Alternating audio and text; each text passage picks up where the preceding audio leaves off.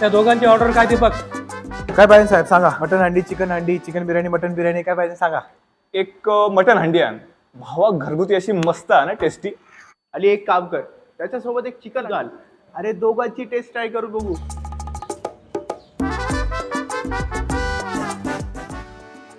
मित्रा, जेवणाला कधी नाव ठेवू नये रे, पण एक गोष्ट बोलू का, येवल्याच्या सावजी मटन सारखी टेस्ट कुठेच नाही रे. हे मात्र खरं बोलला बरं का मित्रास तू. आपले बाकळे सावजी मटण नाही का, यांच्यासारखं मटण दुसरीकडे कुठं मिळूच शकत नाही. या भाजीला तर काय चवच नाही. शेव भाजीत मटणाची पीस टाकल्यासारखे वाटतात बघ. मजा लई आली बिलकुल. मालक, ते आपलं जेवण काय आवडलं नाही वाटतं त्यांना. भाऊजी मटन चुली तारीफ करते हो. काय भाऊ, मटणाला चव नाही म्हणताय तुम्ही? हो बरं का भाऊ, भाजीला काय मजाच लई आली. बिलकुल पण चवलं होती. काय तुम्ही काय म्हणत होते?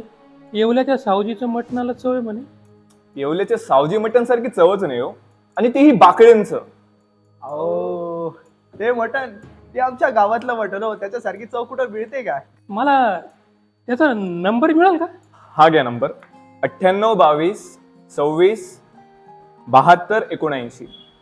येवल्याचे सचिन बाकळे.